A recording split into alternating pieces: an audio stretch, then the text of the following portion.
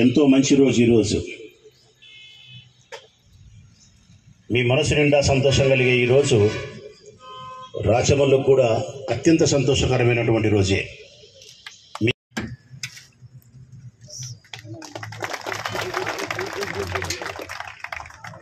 ఇటు తిరగండి, అక్కడనే ఉండండి, ఇటు తిరగండి.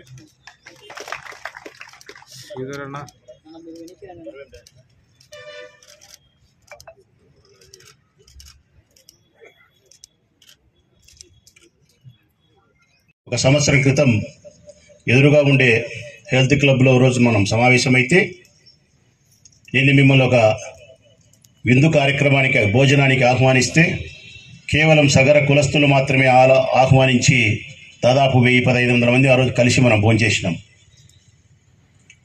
ఆ రోజు నా ఆహ్వానాన్ని మన్నించి అంతమంది అక్కడికి వచ్చి సంతోషంగా నాతో ఉండడమే కాకుండా మా కులానికి సంబంధించి కళ్యాణ మండపం లేదు, పేదరికంలో ఉండే ఈ కులాన్ని మీరు గమనించాల్సిన అవసరం ఉంది, మా బిడ్డల పెళ్లిళ్ళ కోసమైనా శుభకార్యాల కోసమైనా మా పెళ్లిళ్ళ తర్వాత మిగతా శుభకార్యాలు జరిగినప్పుడు వచ్చే ధనం చేత కులంలోని పేదరికానికి ఉపయోగించుకునే దానికోసం ఒక మండపం మాకు కావాలి.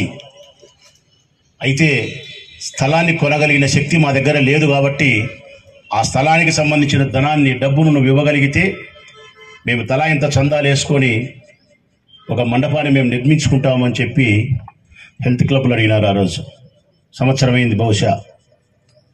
ఆ రోజు నేను ఇదే వేదిక మీద నుంచి మీకు మాట ఇచ్చిన, తప్పనిసరిగా సగర కులస్తుల కోసం కళ్యాణ మండపం నిర్మించుకునే దానికి కావలసిన స్థలాన్ని, ఆ స్థలం ఎక్కడైనా మీరు కొనుగోలు చేస్తే ఆ డబ్బు నేనే ఇస్తాను అని చెప్పి మీకు మాట ఇచ్చిన మాట మేరకు ఈరోజు సగర కులస్తులకు ఇచ్చిన మాటను నిలబెట్టుకునేందుకు చాలా సంతోషపడతా ఉన్నా, గర్వపడతా ఉన్నా.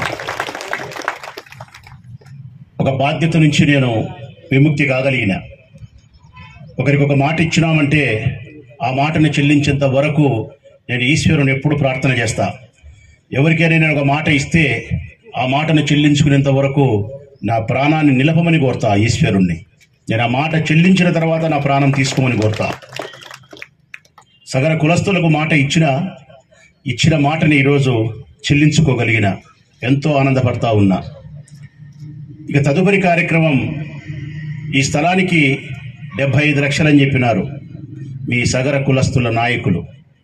ఎకరా 25 సెంట్లు కొంటానమన్నా 75 లక్షలు అవుతుందని చెప్పి స్థలం వాళ్ళే చూసినారు. నేను వారికి స్థలం విరాళంగా ఇవ్వలే, స్థలం వాళ్ళు కొనుగోలు చేసినారు. స్థలం కొనుగోలు చేసినటువంటి మొత్తం 75 లక్షలు నేను వాళ్ళకి ఇచ్చిన. ఇక ఆ స్థలంలో కళ్యాణ మండపం నిర్మించాల. దీనికి 2 రకాలుగా నిర్మించవచ్చు మండపం. ఏదో మన పెళ్ళిళ్ళు 600 మందో 700 మందో చేసుకుంటాం, ఒక రకంగా ఉండే పర్వాలేదు అనుకుంటే 1 కోటి రూపాయలతో చేయొచ్చు. దానివలన ఇతర వాళ్ళు వచ్చి మన మండపంలో పెళ్ళిళ్ళు చేసుకోరు, మనకు ఆదాయం రాదు. మన పేద పిల్లలకు మనం ఏమి చేయలేము, పేద కుటుంబాలకు మన కులంలో ఉండే వాళ్ళకి ఏం చేసుకోలేము. అట్లా కాకుండా సమిష్టిగా మీరందరూ ఆలోచన చేసి ఐకమత్యంతో పిడికిలి బిగించి ఒక 70 మందో 80 మందో మీ కులంలో ధనం ఉండగలిగిన వాళ్ళు, కొంత 2 లక్షలు 3 లక్షలు ఇవ్వగలిగిన స్తోమత కలిగిన వాళ్ళు ముందుకొచ్చి ఆ మండపానికి వాళ్ళు నిర్వాహకులకు నిర్వహించే దానికోసం బాధ్యత తీసుకొని తలా ఇంత చందాలు వేసుకొని దానికి ఒక పద్ధతిని ఏర్పాటు చేసుకొని ఆ పద్ధతి ప్రకారం ఒక 2-2.5 కోట్ల రూపాయలతో మండపానిగా నిర్మించగలిగితే ఇదిగో ఇట్లనే రెడ్డి కళ్యాణ మండపం లాగా నిర్మించగలుగుతారు మీరు. ఎకరా 25 సెంట్లు అంటున్నారు కాబట్టి పార్కింగ్ ప్లేస్ కానీ, కిచెన్ కానీ, డైనింగ్ కానీ, మండపం కానీ, ఒక 1500 మంది సిట్టింగ్ కూర్చొని పెళ్లి చూసేదానికి కావాల్సిన ఏర్పాటు అంతా జరుగుతుంది. సగర కులస్తుల పెళ్లిళ్ళు కాకుండా వచ్చి మీ దగ్గర పెళ్లి చేసుకుంటారు. అప్పుడు మీ కళ్యాణ మండపానికి కూడా ఈ మండపాలకు ఇచ్చినట్టే ఒక్కొక్క పెళ్లికి 2 లక్షలు, 1,50,000, 2.5 రకరకాలుగా చెల్లిస్తారు. సంవత్సరంలో 40 నుంచి 60 పెళ్లిళ్ళు జరుగుతాయి. 40 నుంచి 60 పెళ్లిళ్ళు ఎంత గొప్పగా వేసుకున్నా మీకుండబడిన ప్రొద్దుటూరు నియోజకవర్గంలో సగర కులస్తుల స్ట్రెంత్ ప్రకారం చూసుకుంటే ఆ సంవత్సరానికి కలిపి మీ కులంలో ఒక 5 పెళ్లిళ్ళ కంటే ఎక్కువ జరగవు. ఆ 5 పెళ్లిళ్ళు మీ ఉచితం ఇయ్యాలనేది నా అభ్యర్థన మీ కుల సంఘ నాయకులకు నేను మనస్ఫూర్తిగా చెప్తా ఉన్నా. కేవలం మెయింటెనెన్స్ ఛార్జీ మాత్రమే తీసుకోవాలి మీరు. నేను మీకు డబ్బులు ఇచ్చినది కూడా ఒకే ఒక పర్పస్, సగర కులస్తులు పేదవాళ్ళు కాబట్టి పేదరికంలో ఉండే ఆ కులస్తులు వివాహాలు చేసుకునేప్పుడు డబ్బు లేక ఎక్కడో చిన్న చిన్న దేవాలయాల్లోనో ఒక 50 మంది కూర్చుండే చోటనో సరైన నీళ్లు వసతి లేకుండా ఆ పెళ్లి చేసుకునేటప్పుడు ఆ కుటుంబ సభ్యుల మనసు కనిపిస్తూ ఉంటుంది, మనం పేదవాళ్ళము, పేదరికంలో ఉండడం చేతవి కదా నా బిడ్డ పెళ్లి నా కొడుకు పెళ్లి ఇది కూడా చేసుకుంటా ఉన్నా, లేకుంటే నేను కూడా గొప్పగా మంచిగా అందరినీ బంధువులను స్నేహితులను కొన్ని వందల మందిని పిలిచి ఆర్భాటంగా బాగా సంతోషంగా చేసుకుందును కదా అని బాధపడకుండా ఉండాలి మన కులస్తులంటే. ఇటువంటి కళ్యాణ మండపాలలోనే అందరితో పాటు సమానంగానే సగర కులస్తులు కూడా వారి బిడ్డల పెళ్లిళ్ళు గొప్పగా చేసుకోవాలి. అట్లా గొప్పగా చేసుకోవాలంటే వారికి 2 లక్షలు 3 లక్షలు ఖర్చు అవుతుంది. ఆ డబ్బు లేక వాళ్ళు చేసుకోలేరు. ఆ స్థితి ఉండకూడదు కాబట్టి మీరు నిర్మించబోయే కళ్యాణ మండపానికి ఏదైతే స్థలం కోసం విరాళంగా 75 లక్షలు మీకు ఇచ్చినానో దాని ప్రతిఫలంగా మీ నుంచి నేను ఆశించేది ఏంటంటే ఓటు కాదు మిత్రులారా, ఓటు కాదు. నేను ప్రతిఫలంగా ఆశించేది సగర కులస్తుల యొక్క వివాహాలకు ఉచితంగా కళ్యాణ మండపాన్ని మీరు ఇవ్వాలనేదే నా అభ్యర్థన. కరెంటు బిల్లు తీసుకోండి, స్వీపర్కు మెయింటెనెన్స్ ఏవైతే ఉన్నాయో వాటికి మాత్రమే తీసుకోండి. ₹1 కూడా మండపానికి డబ్బు మాత్రం తీసుకోకూడదు, ఉచితంగానే మన వాళ్ళు చేసుకోవాలి. సగర కులస్తులు వివాహం చేసుకునే సందర్భంలో ఆ డేటుకి ఎవరైనా డబ్బులు ఇస్తామని వచ్చినా కానీ మనం ఇవ్వకూడదు, సగర కులస్తులకి ఇవ్వాలి.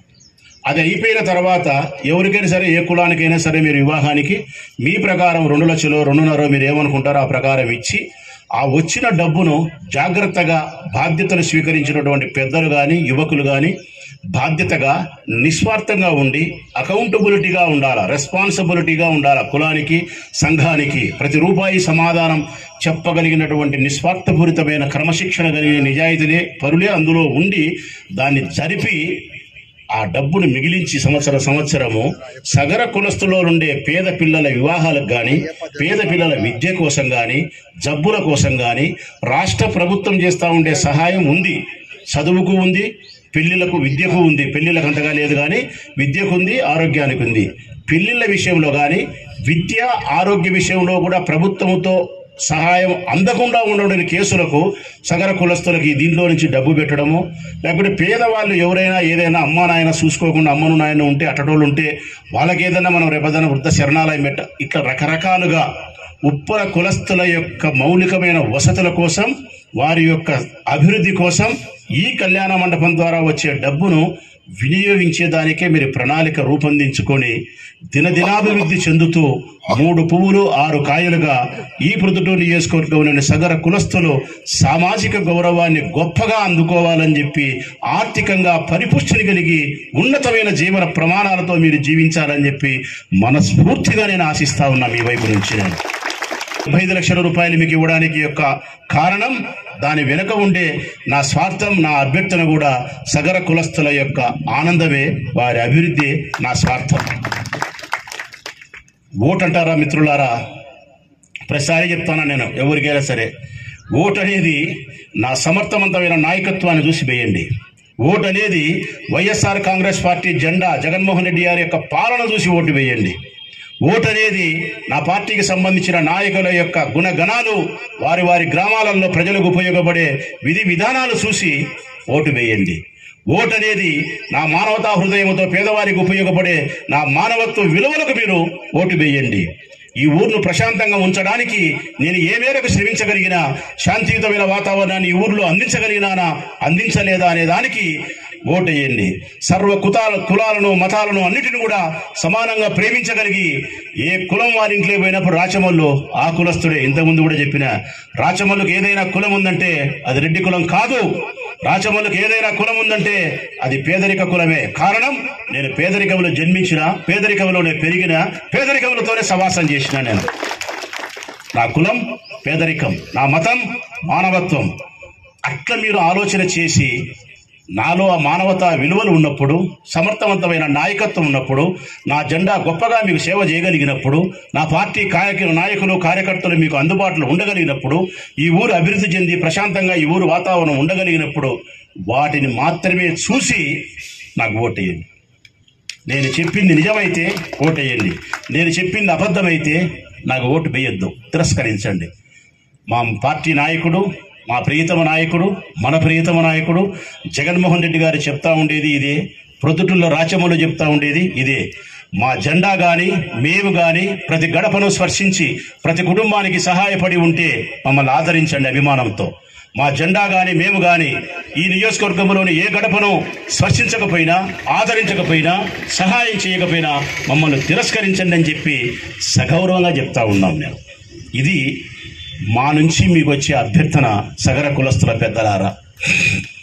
ఇక ఎంతోమంది ఇక్కడ ఉండేవాళ్ళు, రవి అయినా, సీతంపల్లి రవి, చన్నవరాజుపల్లి సీను, మా మురళి, కిషోరు అన్న, అందరూ మిగతా అందరు ఇక్కడ కింద ఉండబడిన అందరూ కూడా చాలాసార్లు ఈ కులానికి మేలు చేసేదానికి, మీ కులానికి మేలు చేసేదానికి నిజంగా వాళ్ళని అభినందించాలా, ఇక్కడ ఉండే వాళ్ళను, ఈ నాయకత్వం వహించే వాళ్ళను. ఎందుకంటే సంవత్సరం రోజులు కానీ అంత ముందు కానీ సగర కులస్తులకు మేలు చేసేదానికోసం ఒక నిర్దిష్టమైనటువంటి ప్రణాళికతో ఆ కార్యక్రమాన్ని నెరవేర్చుకునే దానికి ఏ నాయకుడైతే మనకు కరెక్ట్గా మనకు ఉపయోగపడతాడని చెప్పి వాళ్ళు నన్ను సెలెక్ట్ చేసుకున్నారు. తెలుగుదేశం పార్టీ వాళ్ళని చేసుకోలే వాళ్ళు.